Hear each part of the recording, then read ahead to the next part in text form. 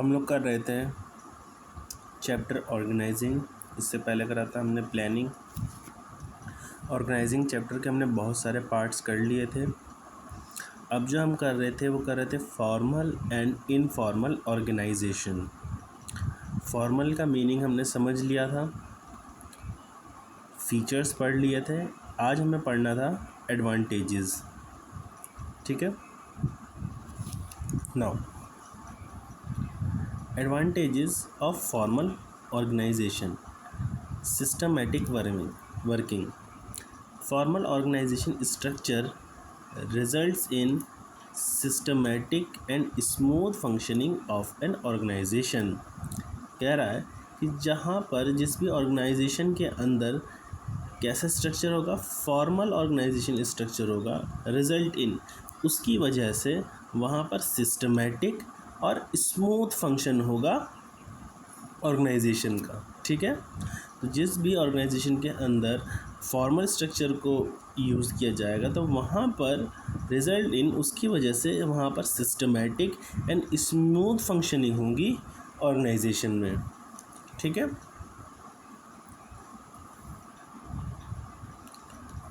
Next achievement of organisational objectives. कह रहा है organisation formal organisational structure is established to achieve organisational objectives. बोला है कि हम फॉर्मल ऑर्गेनाइजेशनल स्ट्रक्चर को इसलिए बनाते हैं, इस्टेब्लिश मतलब बनाना, इसलिए बनाते हैं ताकि जो हमारे ऑर्गेनाइजेशनल ऑब्जेक्टिव्स हैं उनको हम क्या कर सकें, अचीव कर सकें। ठीक है, next no overlapping of work. कह रहा है in formal organisation structure, in formal organisation structure working is systematically divided among the various departments and employees, so there is no chance of duplication or overlapping of work. Now क्या मतलब है इस चीज़ का? कह रहा है कि भाई फॉर्मल ऑर्गेनाइजेशन के अंदर जो स्ट्रक्चर होता है, स्ट्रक्चर वर्क जो होता है वो बहुत सिस्टमेटिकली होता है और उसको डिवाइड कर दिया जाता है डिपार्टमेंट्स और एम्प्लॉयज़ में। ठीक है, so there is no chance of duplication and overlapping of work. Duplication का मतलब ये होता है कि भाई घर में कुछ काम होना था एंड उनके बीच में किसी तरह का स्ट्रक्चर ही नहीं था, कोई प्लानिंग ही नहीं थी, कोई ऑर्गेनाइजिंग ही नहीं थी उनके बीच में। ठीक है, ना एक दूसरे के बीच में कम्युनिकेशन था, तो वो काम पापा भी करने बैठ गए, वो काम आप भी करने बैठ गए। यही आप लोग ने अगर प्लानिंग करी होती, एक फॉर्मल ऑर्गेनाइजेशन स्ट्रक्चर यूज़ करा होता तो ओवरलैपिंग नहीं होती, दोनों का टाइम वेस्ट नहीं होता। वो डुप्लीकेशन मतलब कि तुम भी वही काम करने लगे और दूसरा आदमी वही काम करने लगा, जिसकी वजह से काम की डुप्लीकेशन होने लगी, ओवरलैपिंग होने लगी। तो वही वो कह रहा है कि भाई एक फॉर्मल ऑर्गेनाइजेशन में जो स्ट्रक्चर वर्क होता है, ठीक है, काम का जो स्ट्रक्चर होता है उसे सिस्टमेटिकली डिवाइड कर दिया जाता है डिपार्टमेंट्स में और एम्प्लॉयज़ के बीच में। ठीक है, इसी वजह से कोई चांस नहीं रहता, ना ही डुप्लीकेशन का ना ही ओवरलैपिंग का। Hope you understand. ठीक है,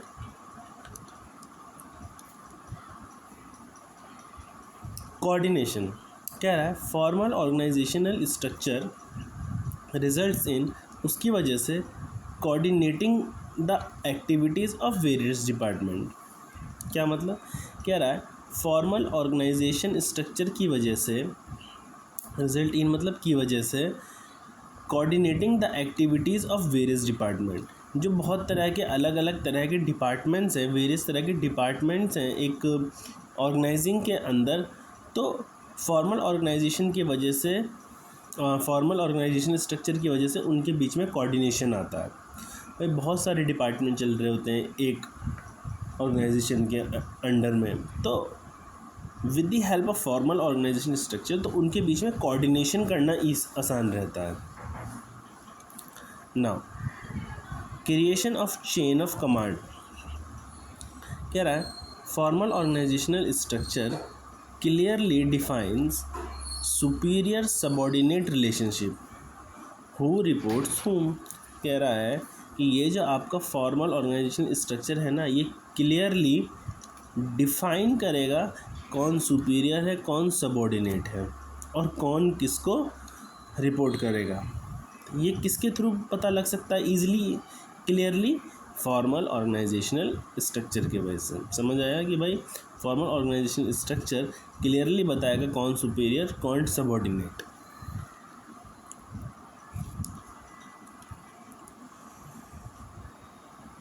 More emphasizes on work.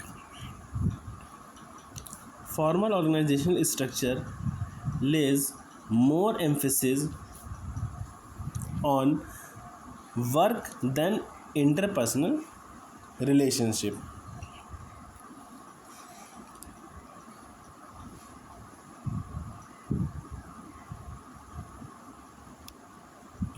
Now, formal organisation में काम को सबसे पहली प्रायोरिटी दी जाती है. पर्सनली दोस्ती या आपस में रिलेशनशिप, जो ये वर्ड कर रहा है ना, इंटरपर्सनल रिलेशनशिप को नहीं दी जाती. ठीक है, फिर से समझ लो कि फॉर्मल ऑर्गेनाइजेशन में वर्क को सबसे ज़्यादा प्रायोरिटी दी जाती है, ना कि आपकी पर्सनल या आपस में जो दोस्ती है, रिलेशन है, इंटरपर्सनल रिलेशन, उसको हम प्रायोरिटी नहीं देते. ठीक है,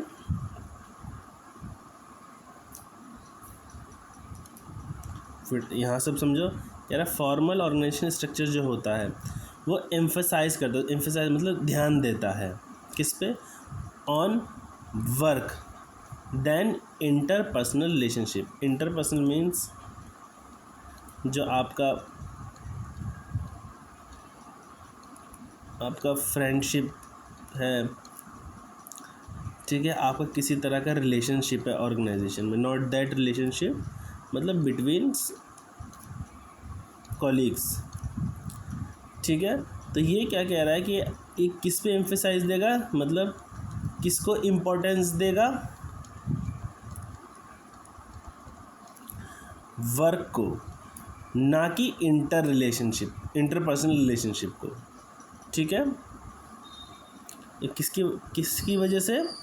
भाई फॉर्मल ऑर्गेनाइजेशन स्ट्रक्चर की वजह से. समझ आया आपको?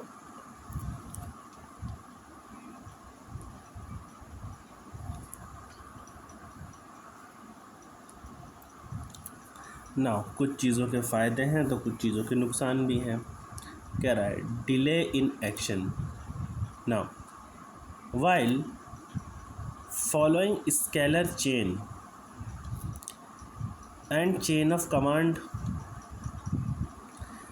action gets delay in formal structure. आप लोग ने शायद पढ़ा होगा स्केलर चेन के बारे में. स्केलर चेन क्या होता है?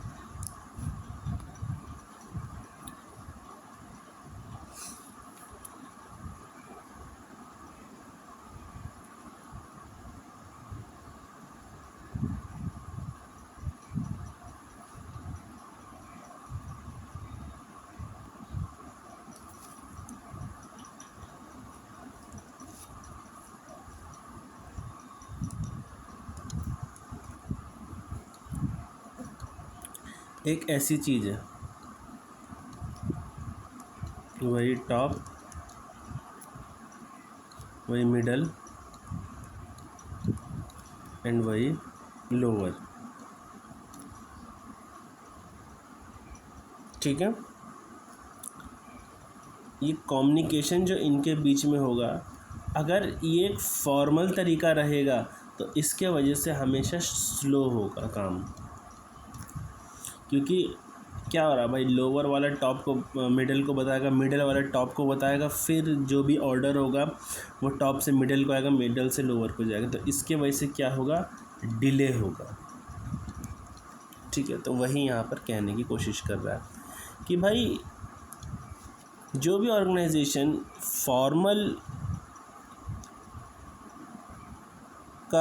फॉर्मल स्ट्रक्चर को, फॉर्मल ऑर्गेनाइजेशन स्ट्रक्चर का यूज़ करेगी, फॉलो करेगी, तो उसके वजह से क्या होगा कि भाई जो हम जो स्केलर चेन यूज़ करेंगे, जो चेन ऑफ कमांड यूज़ करेंगे, तो हमारे एक्शंस जो हैं वो डिले हो जाएंगे फॉर्मल स्ट्रक्चर में।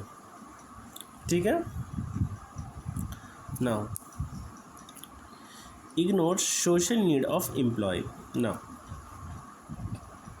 formal organizational structure does not give importance to psychological and social need of employee, which may lead to demotivation of employee। भाई फॉर्मल ऑर्गेनाइजेशन जब आप कह रहे हो तो एक आदमी को कैसे ट्रीट करा जाएगा, रोबोट की तरह यूज़ करा जाएगा, कोई इम्पोर्टेंस नहीं दी जाएगी उसकी मेंटल हेल्थ क्या है, उसकी सोशल नीड क्या है, फैमिली, फ्रेंड्स, रिलेशंस, उसकी कोई इम्पोर्टेंस ही नहीं रहेगी, जिसकी वजह से मे लीड टू वो क्या हो जाएगा, डीमोटिवेट हो जाएगा। ठीक है। emphasizes on work only। Now formal organizational structure gives importance to work only। It ignores human relationship, creativity, talent, etc., as it does not allow any deviation in plans or policies। Now समझने वाली बात है, कह रहा है कि जहाँ पर फॉर्मल ऑर्गेनाइजेशन स्ट्रक्चर हो रहा है तो ऐसी जगह पे सिर्फ इम्पोर्टेंस दी जाएगी काम को ओनली। ठीक है, सिर्फ काम को ध्यान दिया जाएगा, ना कि किसी और चीज़ को ध्यान दिया जाएगा। ठीक है। It ignores human relationship, creativity and talent. वहाँ पर किसी तरह के रिलेशंस, किसी तरह की क्रिएटिविटी, किसी तरह की टैलेंट्स की कोई प्लेस नहीं होगी। ठीक है। As it does not allow any deviation plans and policies. और किसी तरह की प्लान्स जो बने हैं उसके अंदर चेंजेस, जो पॉलिसीज़ बने उसकी तरह किसी तरह के चेंजेस को एक्सेप्ट भी नहीं करा जाएगा। तो ये क्या बनेगा, इसकी वजह से प्रॉब्लम आएगी। ठीक है। तो ये थे डिसएडवांटेजेस। फॉर्मल हमारा ख़त्म, अब हम पढ़ेंगे इनफॉर्मल। नाउ अब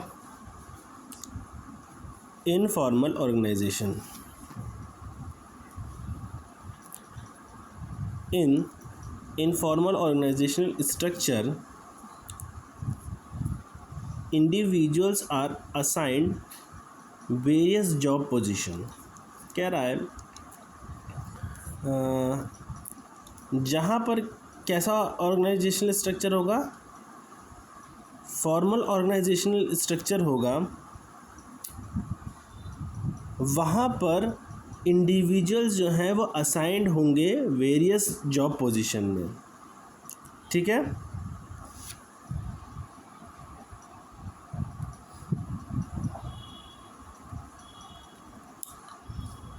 नाउ आगे,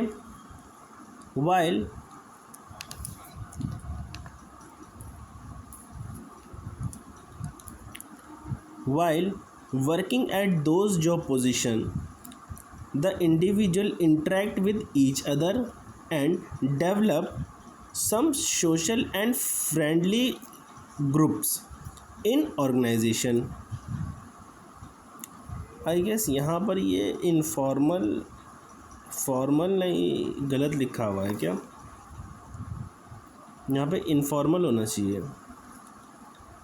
this network of social and friendly group form another structure in organisation which called informal organisation structure.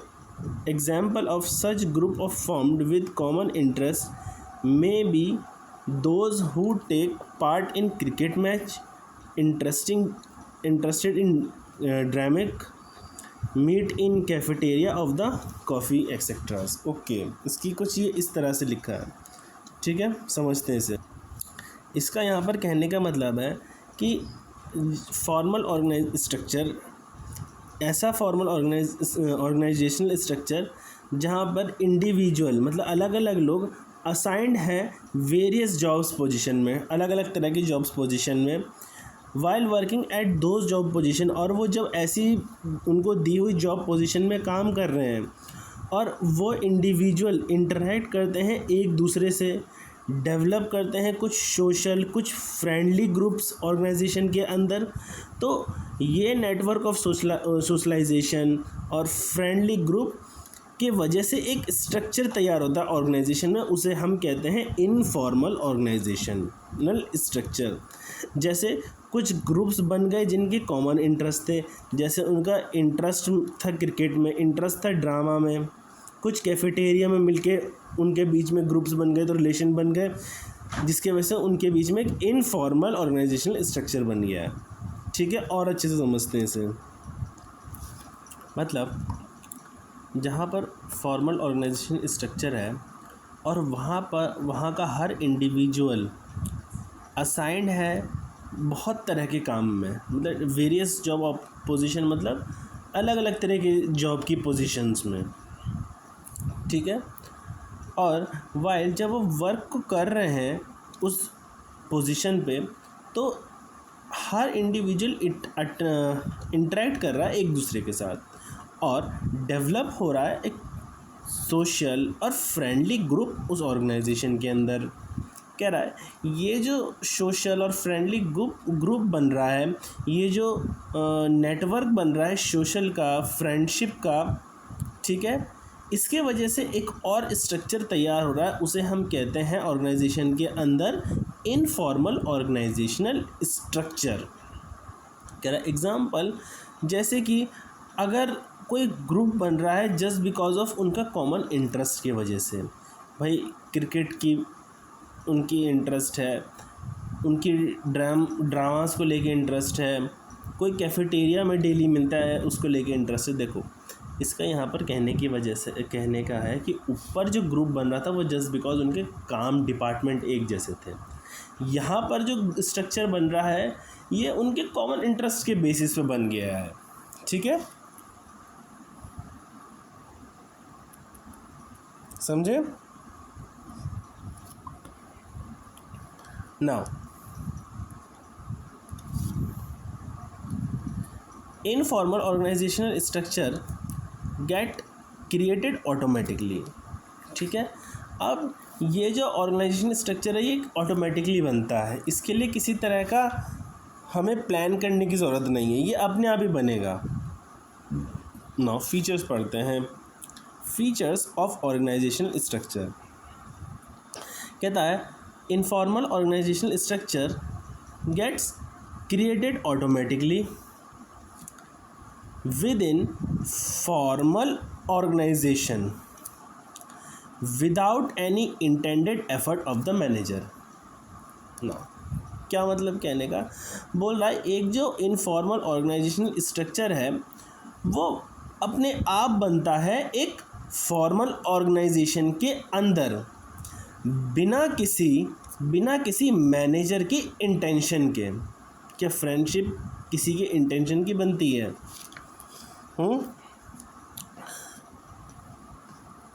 You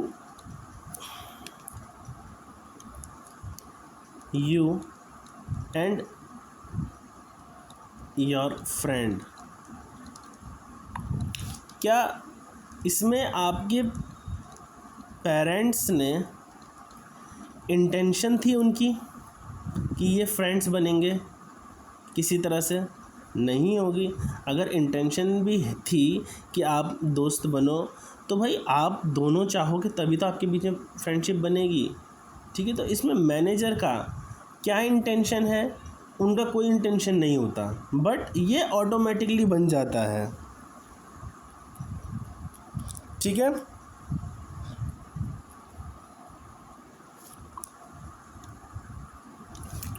next, no official laid down rules, rather the standard of behavior evolve from group norms. Now कह रहा है कि आपके informal organisation structure के लिए किसी तरह के ऑफिशियल रूल्स नहीं बनते। No official laid down rules, कोई ऑफिशियल रूल्स नहीं बनाएगा आपके इनफॉर्मल ऑर्गेनाइजेशन स्ट्रक्चर के लिए, आपकी ग्रुपिंग के लिए, आपकी फ्रेंडशिप के लिए, ठीक है। रैदर देन ये बनता कैसे, एक स्टैंडर्ड ऑफ बिहेवियर जो होता है ना, उसके वजह से कुछ ग्रुप नॉर्म्स बन जाते हैं। किसी का पॉलिटिकल इंटरेस्ट सेम होता है, किसी का क्रिकेट स्टैंडर्ड इंटरेस्ट सेम होता है, किसी का कुछ वो होता है, तो इस वजह से अपने आप ग्रुप बनने लगते हैं, ठीक है। खासकर जो बच्चे स्पोर्ट्स से, अगर मैं स्कूल की बात करूँ तो स्पोर्ट्स रिलेटेड जो होते हैं, जो क्रिकेट रिलेटेड इंटरेस्टेड होते हैं, फुटबॉल, उनके अपने आप ग्रुप बन जाते हैं। जो डांस रिलेटेड होते हैं उनके अपने आप ग्रुप बनने लगते हैं। तो कोई इसके लिए रूल्स थोड़ी लिखे जाते हैं। नाउ कह रहा है informal organisation structure does not follow any fix part of follow authority और communication independent channel of the communication. समझने वाली बात है ये। कह रहा है organisation structure does not follow any fix path of flow of authority और कम्युनिकेशन। यानी कि जो इनफॉर्मल ऑर्गेनाइजेशन है वो किसी तरह का एक फिक्स्ड पाथ को, किसी फिक्स पाथ के फ्लो को अथॉरिटी के या कम्युनिकेशन के फॉलो नहीं करता, ठीक है। किसी तरह का फिक्स्ड अथॉरिटी, किसी तरह के फिक्स्ड कम्युनिकेशन के फ्लो को फॉलो नहीं करता इनफॉर्मल ऑर्गेनाइजेशन। यहाँ पर independent channel of in communication रहता है। इंडिपेंडेंट मतलब अपना जैसा, जिसको चाहो जिससे बात कर सको, ठीक है।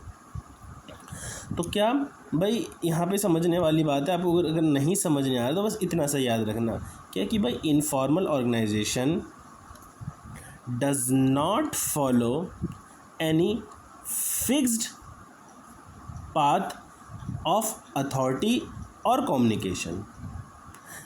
इनफॉर्मल ऑर्गेनाइजेशन किसी तरह के फिक्स्ड पाथ ऑफ अथॉरिटी और कम्युनिकेशन को फॉलो नहीं करता, ठीक है। Now it has not definite structure, इसका किसी तरह का डिफिनाइट स्ट्रक्चर नहीं होता और फॉर्म, ठीक है, because it is complex network of social relationship among the members. समझने वाली बात है, ठीक है, समझने वाली बात है ये। कह रहा है कि इनफॉर्मल ऑर्गेनाइजेशन स्ट्रक्चर का कोई ना ही डेफिनाइट स्ट्रक्चर होता है, ना ही डेफिनाइट फॉर्म होता है। क्या कह रहा है कि जो इनफॉर्मल ऑर्गेनाइजेशन है, ना ही उसका कोई डेफिनाइट स्ट्रक्चर होता है, ना ही डेफिनाइट फॉर्म होता है, क्योंकि ये एक कॉम्प्लेक्स नेटवर्क है सोशल रिलेशनशिप का मेंबर्स के बीच में। क्यों डेफिनाइट नहीं होता इनफॉर्मल ऑर्गेनाइजेशन का स्ट्रक्चर और फॉर्म? क्योंकि ये क्या है, एक कॉम्प्लेक्स नेटवर्क है सोशल रिलेशनशिप का मेंबर्स के बीच में। Clear? Next, the existence of informal structure, informal organisation structure depends on formal organization structure, as informal organization originates from within formal organization as result of personal interaction of employees। कह रहा है जो existence है, जो existence है formal organisation structure की, वो depend करता है कि फॉर्मल ऑर्गेनाइजेशन का जो स्ट्रक्चर है वो कैसा है। क्योंकि एज जो इनफॉर्मल ऑर्गेनाइजेशन ओरिजिनेट्स है, बनता है, ठीक है, विद इन फॉर्मल ऑर्गेनाइजेशन, वो फॉर्मल ऑर्गेनाइजेशन के ही अंदर बनता है। एज कैसे? पर्सनल इंटरेक्शन के बेस पे। समझ आया आपको? फिर समझा देता हूँ। कह रहा है जो एग्जिस्टेंस है फॉर्मल ऑर्गेनाइजेशन स्ट्रक्चर की, क्या, जो एग्जिस्टेंस है फॉर्मल ऑर्गेनाइजेशन स्ट्रक्चर की, वो डिपेंड करता है, क्या करता है, डिपेंड करता है ऑन, किस पे, ऑन फॉर्मल ऑर्गेनाइजेशन स्ट्रक्चर पे, किस पे डिपेंड करता है, ऑन फॉर्मल ऑर्गेनाइजेशन स्ट्रक्चर पे। क्यों, क्योंकि जो इनफॉर्मल ऑर्गेनाइजेशन है वो ओरिजिनेट होता है विद इन फॉर्मल ऑर्गेनाइजेशन में। क्यों, क्योंकि जो इनफॉर्मल ऑर्गेनाइजेशन है वो ओरिजिनेट है, बनता है विद इन फॉर्मल ऑर्गेनाइजेशन के अंदर ही, ठीक है। एज रिज़ल्ट किसके वजह से, क्योंकि उनके बीच में जो एम्प्लॉयज़ के बीच में जो इंटरेक्शन हो रहा है उसकी वजह से। समझ आया? नाउ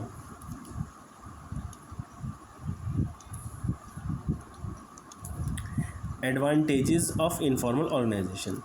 फास्ट कम्युनिकेशन, कह रहा है informal structure does not follow scalar change, किसी तरह के स्केलर चेंज को फॉलो नहीं करता, नॉट फॉलो नहीं करता, फॉलो।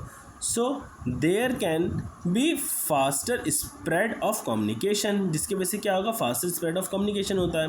भाई ये आपको क्या ध्यान रखना है कि इनफॉर्मल स्ट्रक्चर डोंट फॉलो किसको, स्केलर चेन को। इसकी वजह से क्या होता है, so there can be faster speed of communication. तोड़ के समझा करो किसी भी चीज़ को। नेक्स्ट क्या बोलता है, फुलफिल सोशल नीड्स, कह रहा है informal communication gives due importance. Informal organisation क्या देता है, ड्यू इम्पोर्टेंस देता है किसको, psychological and social need of employee, जिसके वजह से वो मोटिवेटेड रहते हैं। समझ आया? फिर से, इनफॉर्मल ऑर्गेनाइजेशन इम्पोर्टेंस देता है साइकोलॉजिकल एंड सोशल नीड्स को एम्प्लॉय की, जिसके वजह से वो मोटिवेट्स रहते हैं। नेक्स्ट, करेक्ट फीडबैक, कह रहा है through informal structure top level manager जो हैं वो रियल फीडबैक ले सकते हैं उन एम्प्लॉय से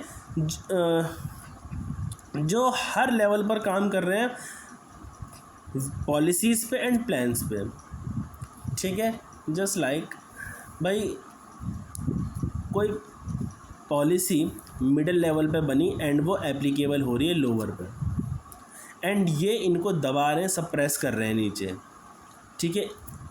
अब फॉर्मल होगा तो ये बीच वाले को बताएंगे और बीच वाले तो कभी ऊपर वालों को बताएंगे ही नहीं, ठीक है। इससे कभी पॉलिसी चेंज होगा नहीं। जहाँ पर इनफॉर्मल होगा ये सीधा जाके टॉप लेवल पे चले जाएंगे कि हमें जी मिडिल वालों से सप्रेस किया जा रहा है, हमें दबाया जा रहा है, तो ये फ़ायदा होता है, ठीक है।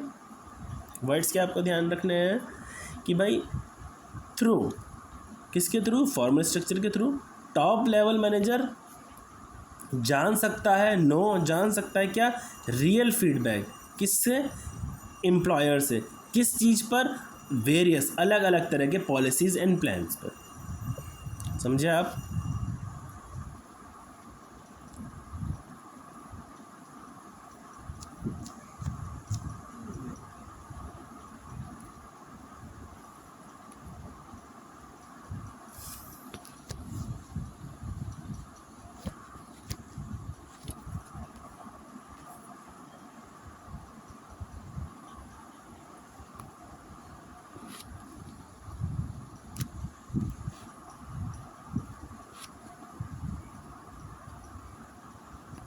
ठीक है। नाउ अब आता है डिसएडवांटेजेस ऑफ इनफॉर्मल ऑर्गेनाइजेशन। ज़रूरी नहीं है कि भाई साहब इसके सब फ़ायदे ही हैं, नुकसान भी हो सकते हैं, कुछ ना कुछ तो हर चीज़ के नुकसान है। जो फॉर्मल के नुकसान है, जहाँ पे एक हर काम फॉर्मलाइज्ड वे में हो रहा है, तो ये तो इनफॉर्मल, इसके तो नुकसान होंगे ही होंगे, डिसएडवांटेज होंगे ही होंगे। कह रहा है स्प्रेड ऑफ र्यूमर्स, अफवाह, कह रहा है इनफॉर्मल और स्ट्रक्चर की वजह से, sorry, information spread through informal organisation structure, ठीक है। कह रहा है जो इन्फॉर्मेशन है वो ईज़िली स्प्रेड हो सकती है इनफॉर्मल ऑर्गेनाइजेशन की वजह से। ठीक है, अब कुछ ऐसी इंफॉर्मेशन बता दीजिए, एक र्यूमर थी, जो एक अफवाह थी, इनफॉर्मल बात थी, चाय की टपरी पे सब गए कैफेटेरिया में और वहाँ पर बात फैला दी, जिसकी वजह से क्या हुआ, एम्प्लॉयज़ क्या हो गए, मिसलीड कर गए। समझे? जस्ट लाइक भाई यहाँ पर एक मिस्टर ए और मिस्टर बी क्या कर रहे थे,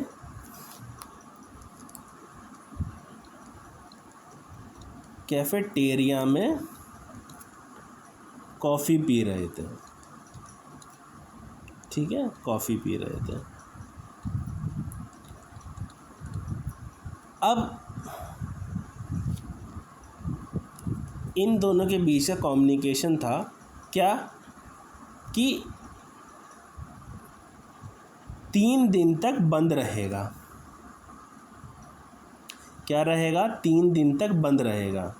मिस्टर ए ने मिस्टर बी को बोला कि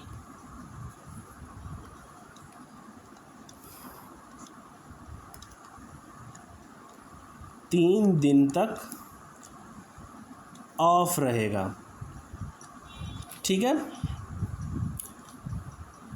मिस्टर बी को सुनने में समझ में नहीं आया, इसको लगा क्या, ऑफिस 3 दिन को ऑफ रहेगा, जबकि वो किसकी बात कर रहा था, वो कर रहा था कैफेटेरिया 3 दिन ऑफ रहेगा।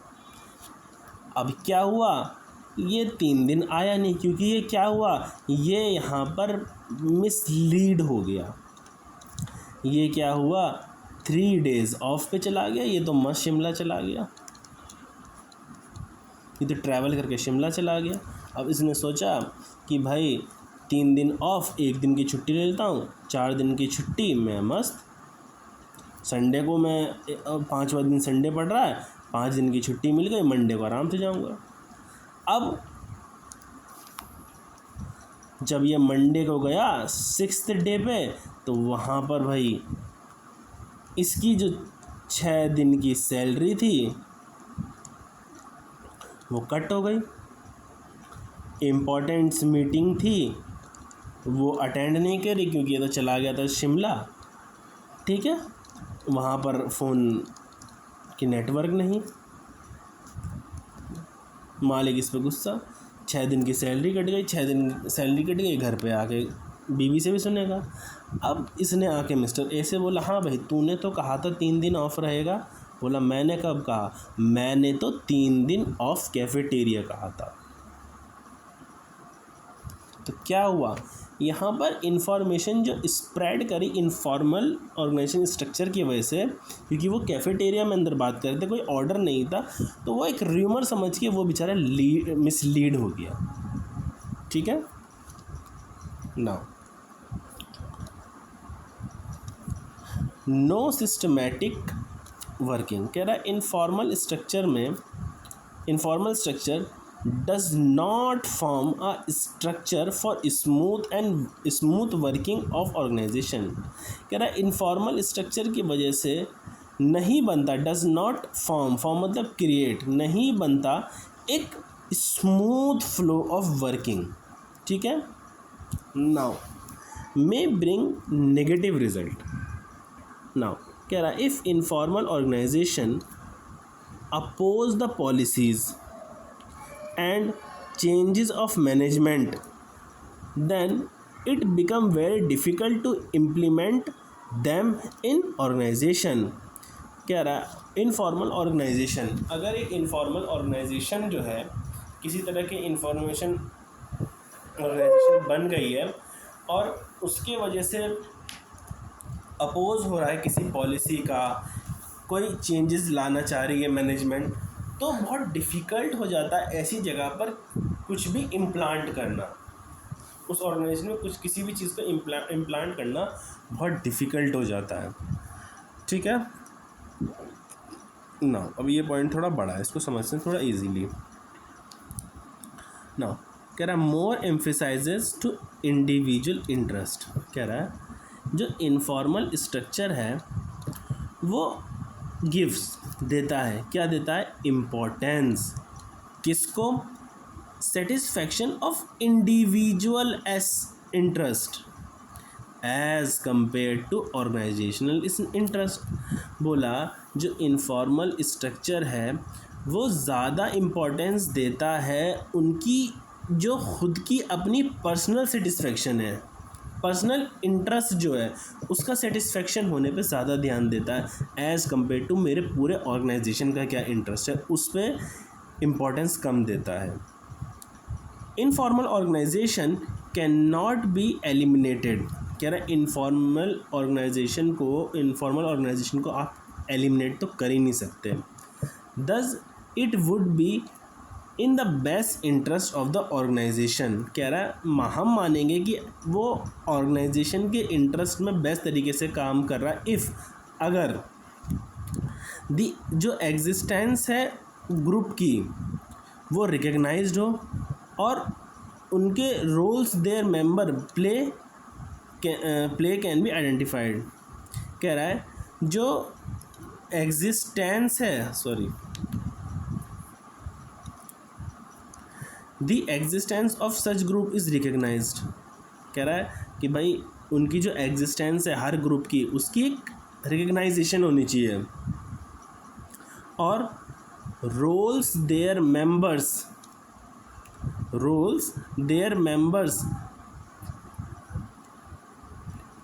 Play can be identified.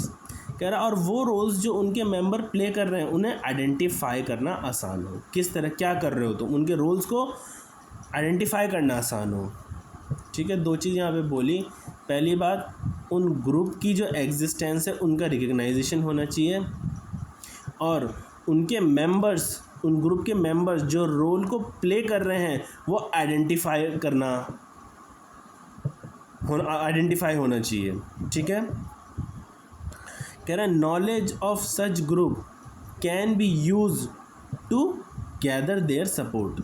कह रहा है जो नॉलेज है उन हर ग्रुप की उसको यूज़ करा जाना चाहिए कि भाई हम सपोर्ट इकट्ठा कर सकें, सपोर्ट ले सकें। कह रहा है use as communication channel instead of confronting them. The management should skilfully take advantage of it.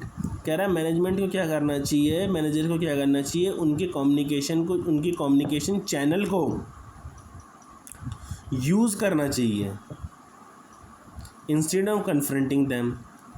और मैनेजमेंट को उनके इस कम्युनिकेशन चैनल को स्किलफुली यूज़ करना चाहिए, एडवांटेज लेना चाहिए उसका। ठीक है, तो यहाँ पर था ये फॉर्मल एंड इनफॉर्मल, इसको पढ़ना ज़रूर एग्ज़ाम से पहले। ये चार्ट एग्ज़ाम में आता है direct.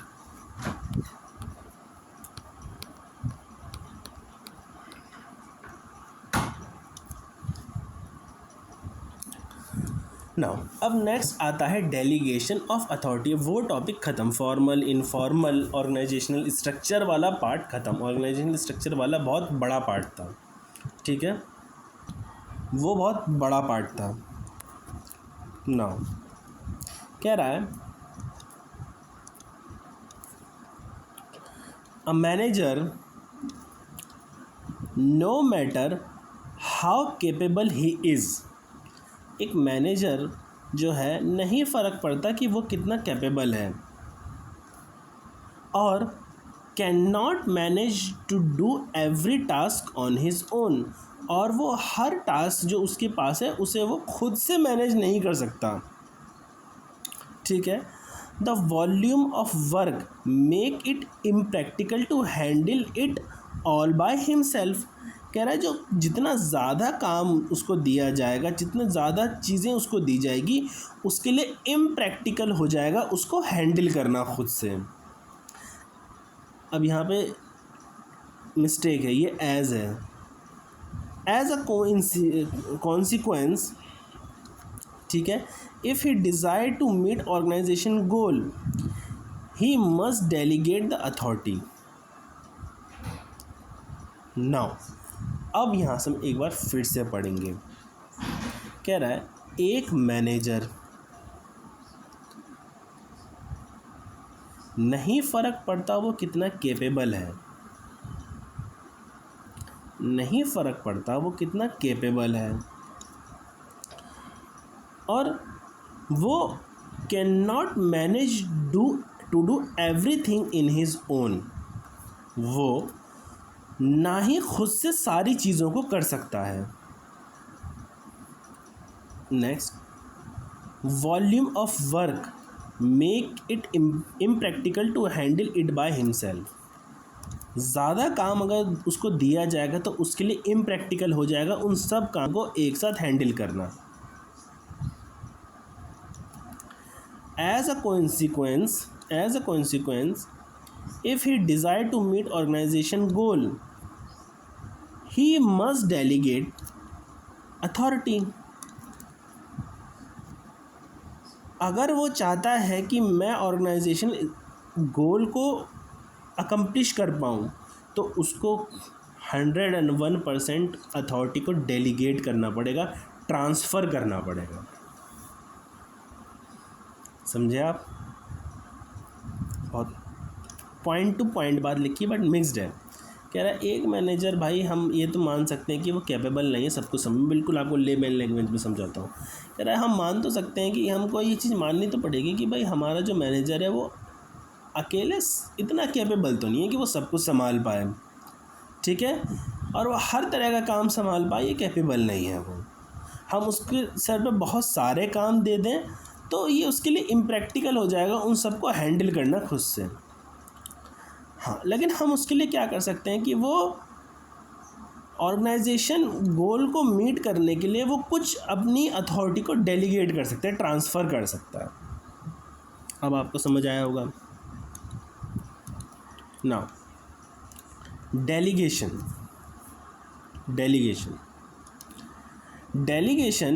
refers to downward transfer of authority from superior to subordinate। समझे? ये लाइन इम्पोर्टेंट है, इसको लिखना।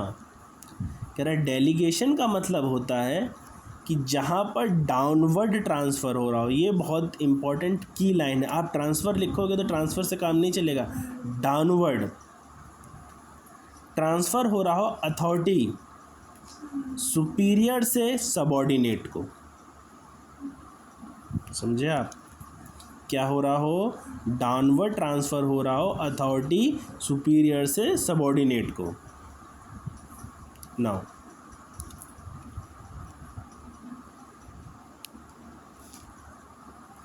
कह रहा है by transfer manager can focus on high priority areas. कह रहा है जहाँ पर मैनेजर डेलीगेट कर रहा है अथॉरिटी को, तो डेलीगेशन के बाद मैनेजर जो है वो फोकस कर सकेगा प्रायोरिटी एरिया, जो इम्पोर्टेंट काम है उस पे फोकस कर पाएगा। And it also provide opportunity to subordinate to develop and exercise initiatives. और बोल रहा है ये एक सबॉर्डिनेट के लिए भी अपॉर्चुनिटी है, सबॉर्डिनेट के लिए एक अपॉर्चुनिटी है कि वो भी डेवलप कर पाएगा और इनिशिएटिव ले पाएगा। भाई उसको भी कुछ अथॉरिटी मिली, अब वो भी एक पपेट बन के नहीं रह जाएगा, कुछ काम उसको मिले हैं तो बस काम ही करता रहे, उसको भी ऑर्डर्स मिलेंगे तो वो भी इनिशिएट्स करेगा, वो भी डेवलप होगा। तो ये दोनों के लिए अपॉर्चुनिटी है। उसका क्या, उसका तो हेडेक कम हो रहा, और इसके लिए क्या, ये डेवलप करेगा और इनिशिएट करेगा एक्सरसाइज को। ठीक है,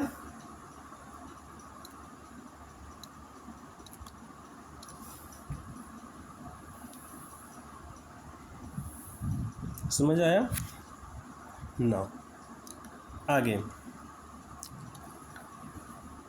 डेलीगेशन मतलब क्या? Downward transfer of authority. Delegation helps the manager to extend his area of operation. कह रहा है कि अगर किसी मैनेजर को अपना ऑपरेशन का, अपना काम करने का एरिया को फैलाना है तो वो क्या कर रहे, अथॉरिटी को डेलीगेट कर दे। मैंने इसके अपोजिट लैंग्वेज में समझाया, ठीक है, इधर से मैंने पढ़ा। अगर कोई मैनेजर अपने ऑपरेशन एरिया को एक्सटेंड करना चाहता है तो वो किसकी मदद ले? डेलीगेशन की।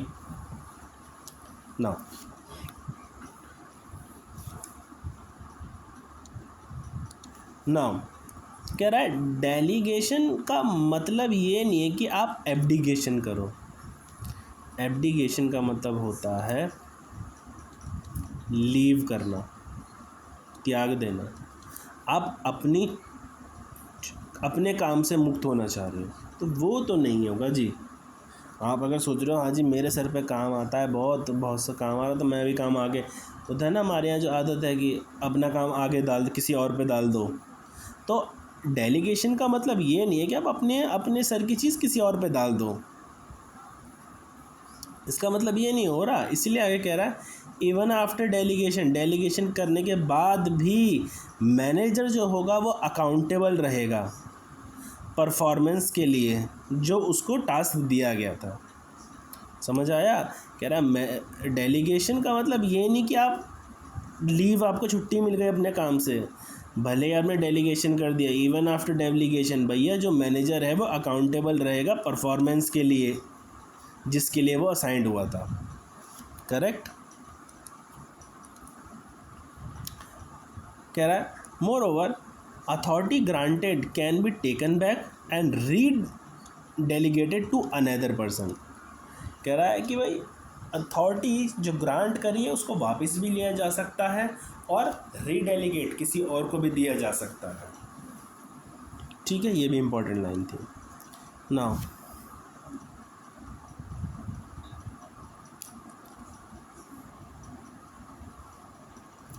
कह रहा है इररिस्पेक्ट, फ़र्क नहीं पड़ता, इररिस्पेक्ट मतलब फ़र्क नहीं पड़ता कि एक्सटेंट ऑफ डेलीगेट अथॉरिटी, किस एक्सटेंट तक अथॉरिटी को डेलीगेट करा है, manager still accountable to same extent before the delegation. जैसे वो पहले अकाउंटेबल था वैसे ही माना जाएगा। कह रहा फ़र्क नहीं पड़ता आपने अथॉरिटी को कहाँ तक डेलीगेट करा है, बड़े लेवल पर करा है छोटे से लेवल तक करा है, लेकिन मैनेजर दोनों में ही अकाउंटेबल होगा। बड़े लेवल पर आप ये नहीं कह सकते मैनेजर तो भाई जी बहुत छोटी सी अथॉरिटी दे दी थी, क्या हो गया तो उससे गलती हो गई। नहीं जी, आप अकाउंटेबल तो हो, ऐसा हो गया जैसे आपने कराई नहीं, आपने डेलीगेट कराई नहीं, आप ही जिम्मेवार हो गए। काम होना आसान तो हो जाता है लेकिन जिम्मेदारी भी आप ही के सर रहती है ना। अब कुछ एलिमेंट्स ऑफ डेलीगेशन है। कह रहा according to Louis Allen delegation is an entrustment of responsibility and authority to another and creation of accountability of person. इस लाइन को पढ़ने के लिए ठीक है, कोई वो नहीं है, सेंस नहीं है, नीड नहीं है आपको पढ़ना है एलिमेंट्स क्या क्या हैं डेलीगेशन और प्रोसेस क्या है। Elements of delegation and process of delegation, 3 elements बताए हैं, अथॉरिटी, रिस्पॉन्सिबिलिटी, अकाउंटेबिलिटी।